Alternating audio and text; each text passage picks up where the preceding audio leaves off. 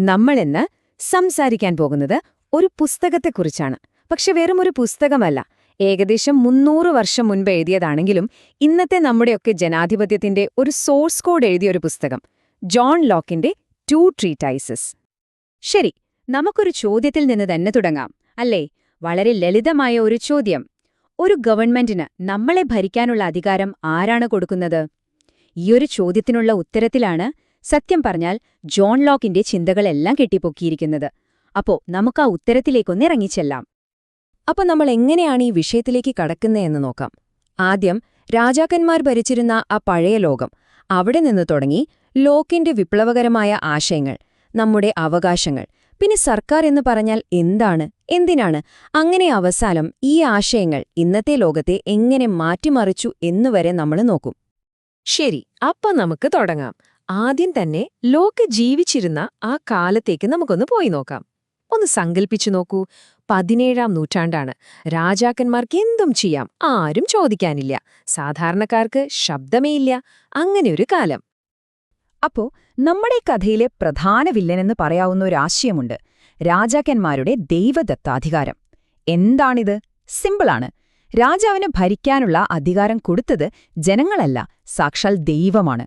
അപ്പോ പിന്നെ രാജാവിനെ ചോദ്യം ചെയ്യുന്നത് ആരെ ചോദ്യം ചെയ്യുന്നതിന് തുല്യമാണ്? ദൈവത്തെ. ഈയൊരു വൻമതിലാണ് ജോൺ ലോക്ക് തന്റെ വാക്കുകൾ കൊണ്ട് തകർക്കാൻ ശ്രമിച്ചത്. ഇങ്ങനൊരു സാഹചര്യത്തിലാണ്, എല്ലാം ഇങ്ങനെ അടക്കി ഭരിക്കുന്ന ഒരു കാലത്താണ് ജോൺ ലോക്ക് എന്ന ചിന്തകൻ ചില പുതിയ ആശയങ്ങളുമായിട്ട് മുന്നോട്ട് വരുന്നത്. അതുവരെ ആരും ചിന്തിക്കാൻ പോലും ധൈര്യപ്പെടാത്ത ചില ആശയങ്ങൾ. ലോക്കിന്റെ ഈ പുസ്തകം വെറുതെ ഒരു ദിവസം എഴുതിയതല്ല കേട്ടോ, അതിനൊരു പശ്ചാത്തലമുണ്ട്. ഇംഗ്ലണ്ടില് വലിയൊരു രാഷ്ട്രീയ കോളിളക്കം നടക്കുകയായിരുന്നു. മഹത്തായ വിപ്ലവം എന്നൊക്കെയാണ് അതിനെ വിളിക്കുന്നത്. രാജാവിന്റെ അധികാരം കുറച്ച് പാർലമെന്റിന് കൂടുതൽ ശക്തി കൊടുത്തൊരു സംഭവം. അപ്പോ ഈ സംഭവവികാസങ്ങൾക്ക് ശേഷമാണ് ലോക്ക് തന്റെ പുസ്തകം പ്രസിദ്ധീകരിക്കുന്നത്. അതായത് ചുറ്റും നടക്കുന്ന കാര്യങ്ങളോടുള്ള ഒരു പ്രതികരണമായിരുന്നു അത്, ഒരു മറുപടി. മനുഷ്യന്റെ സ്വഭാവത്തെക്കുറിച്ച് ലോക്കിന് എന്ത് നല്ല അഭിപ്രായമായിരുന്നു എന്ന് കേട്ടാൽ നമ്മൾ അതിശയിച്ചു പോകും. കാരണം അദ്ദേഹത്തിന്റെ അതേ കാലത്ത് ജീവിച്ചിരുന്ന തോമസ് ഹോബ്സ് പറഞ്ഞതെന്താണെന്നറിയുമോ? മനുഷ്യൻ തക്കം കിട്ടിയാൽ പരസ്പരം കൊല്ലുന്ന ഒരു സ്വാർത്ഥജീവിയാണെന്ന്. എന്നാൽ ലോക്ക് പറഞ്ഞു, അല്ല, അങ്ങനെയല്ല. മനുഷ്യൻ അടിസ്ഥാനപരമായി യുക്തിയുള്ളവനാണ്, ഒരുമിച്ച് ജീവിക്കാൻ കഴിവുള്ളവനാണ്. ശരി, ഇനി നമുക്ക് ലോക്കിന്റെ ഏറ്റവും പ്രശസ്തമായ, ഒരുപക്ഷെ ലോകത്തെ ഏറ്റവും കൂടുതൽ സ്വാധീനിച്ച ആശയത്തിലേക്ക് വരാം. അതായത്, നമ്മൾ മനുഷ്യരായി ജനിച്ചതുകൊണ്ട് മാത്രം നമുക്ക് കിട്ടുന്ന ചില അവകാശങ്ങളുണ്ട്. ആരും നമുക്ക് തരേണ്ടതില്ല, അത് നമ്മുടേതാണ്. ലോക്കിന്റെ ഈ വാക്കുകളൊന്ന് ശ്രദ്ധിച്ചു കേൾക്കണം. അദ്ദേഹം പറയുകയാണ്, ഒരു ഗവൺമെന്റ് ഉണ്ടാകുന്നതിനും നിയമങ്ങൾ എഴുതുന്നതിനുമൊക്കെ മുൻപേ പ്രകൃതിയിൽ തന്നെ ഒരു നിയമമുണ്ട്. ആ നിയമം നമ്മുടെയൊക്കെയുള്ളിലെ യുക്തിയാണ്. ആ യുക്തിയാണ് പറയുന്നത് നമ്മളെല്ലാവരും തുല്യരാണെന്നും അതുകൊണ്ട് മറ്റൊരാളെ ഉപദ്രവിക്കാൻ നമുക്കവകാശമില്ലെന്നും. അപ്പോ ഇതാണ് ആ 3 മാന്ത്രിക വാക്കുകൾ: ജീവൻ, സ്വാതന്ത്ര്യം, സ്വത്ത്. ഇത് നന്നായിട്ട് ഓർത്തുവെക്കണം. കാരണം ഇത് ഏതെങ്കിലും രാജാവ് തരുന്ന സമ്മാനമല്ല, ഗവൺമെന്റ് തരുന്ന ഔദാര്യമല്ല. ഇത് മനുഷ്യനായി ജനിച്ചതുകൊണ്ട് മാത്രം നമുക്ക് കിട്ടുന്ന അവകാശങ്ങളാണ്. ഇവിടെയാണ് ലോക്ക് കളിയുടെ നിയമം തന്നെ മാറ്റിയെഴുതുന്നത്. ഗവൺമെന്റിനെക്കുറിച്ച് അതുവരെയുണ്ടായിരുന്ന സങ്കല്പങ്ങളെയൊക്കെ അദ്ദേഹം തലകീഴായി നിർത്തി. അദ്ദേഹം പറഞ്ഞു, ഗവൺമെന്റ് നമ്മുടെ യജമാനനല്ല, മറിച്ച് നമ്മളൊരു പണിയേൽപ്പിച്ച ജോലിക്കാരൻ മാത്രമാണ്. ഇതിനെ നമുക്ക് ഒരു ജോലിക്കരാർ പോലെ കാണാം. എങ്ങനെയാണെന്നല്ലേ?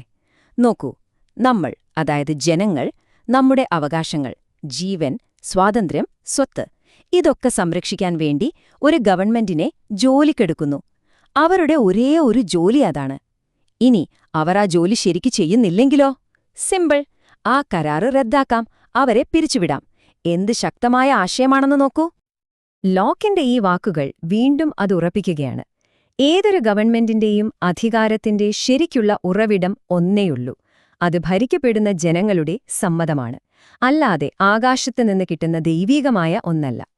ഇനി നമ്മൾ എത്തുന്നത് ലോക്കിന്റെ ഏറ്റവും റാഡിക്കലായ ആശയത്തിലേക്കാണ്. അതായത്, ഒരു ഗവൺമെന്റ് ജനങ്ങളുടെ വിശ്വാസം തകർത്താൽ, അവകാശങ്ങൾ ഇല്ലാതാക്കാൻ ശ്രമിച്ചാൽ, അതിനെതിരെ തിരിയാനും അതിനെ താഴെയിറക്കാനും ജനങ്ങൾക്ക് അവകാശമുണ്ട് എന്ന ആശയം. ഇതിനർത്ഥമെന്താണ്? ഗവൺമെന്റിനോടുള്ള നമ്മുടെ വിധേയത്വം അന്ധമായിരിക്കരുത്. ഒരു കണ്ടീഷനുണ്ട്. അവർ അവരുടെ ജോലി, അതായത് നമ്മുടെ അവകാശങ്ങൾ സംരക്ഷിക്കുക എന്ന ജോലി ചെയ്യുന്നിടത്തോളം കാലം മാത്രമേ നമ്മൾ അവരെ അനുസരിക്കേണ്ടതുള്ളൂ. ആ വിശ്വാസം പോയാൽ ആ അനുസരണയും പോയി. ഈ ഉദ്ധരണിയിലൂടെ ലോക് ഭരണാധികാരികൾക്ക് വളരെ വ്യക്തമായൊരു മുന്നറിയിപ്പാണ് കൊടുക്കുന്നത്.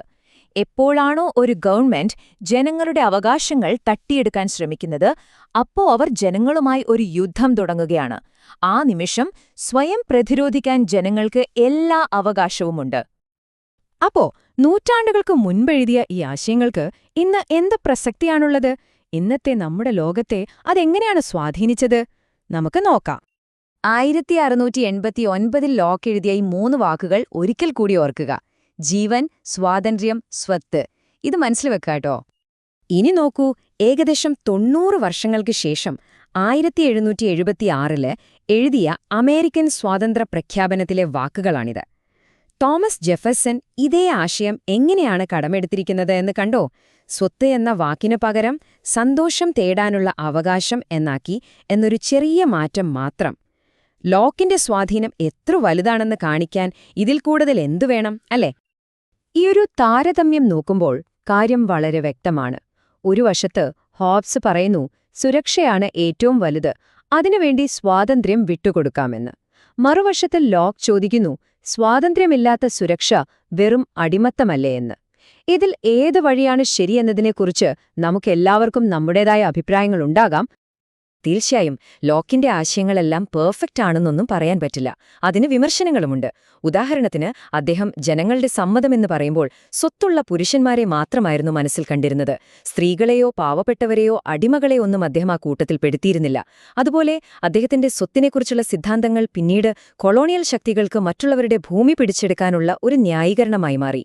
ഈ പരിമിതികൾ കൂടി നമ്മൾ മനസ്സിലാക്കണം. പക്ഷേ ഈ വിമർശനങ്ങളെല്ലാം മാറ്റിവെച്ചാൽ ലോക്കിന്റെ സംഭാവനയുടെ ആകെ തുക ഒരുപക്ഷെ ഈ ഒരൊറ്റ വാചകത്തിൽ നമുക്ക് കാണാൻ കഴിയും: നിയമമാണ് ഏറ്റവും വലുത്. നിയമത്തിനു മുകളിൽ ആരുമില്ല. എവിടെ നിയമമില്ലാതാവുന്നു, അവിടെ ഏകാധിപത്യം തുടങ്ങുന്നു. അപ്പോ നമുക്ക് ഈയൊരു ചോദ്യത്തോടെ അവസാനിപ്പിക്കാം. ഗവൺമെന്റ് എന്നത് നമ്മൾ ജനങ്ങൾ കൊടുത്ത ഒരു വിശ്വാസമാണെങ്കിൽ ആ വിശ്വാസം അവർ കാക്കുന്നുണ്ടോ എന്നുറപ്പുവരുത്തേണ്ടത് ആരുടെ ഉത്തരവാദിത്തമാണ്? ലോക്കിന്റെ ആശയങ്ങൾ നമ്മളെ ഓർമ്മിപ്പിക്കുന്നതാണ്. ആ വിശ്വാസം കാക്കുന്നുണ്ടോ എന്ന് നിരന്തരം പരിശോധിക്കേണ്ടത് നമ്മൾ ഓരോരുത്തരുടെയും കടമയാണ്, അല്ലേ?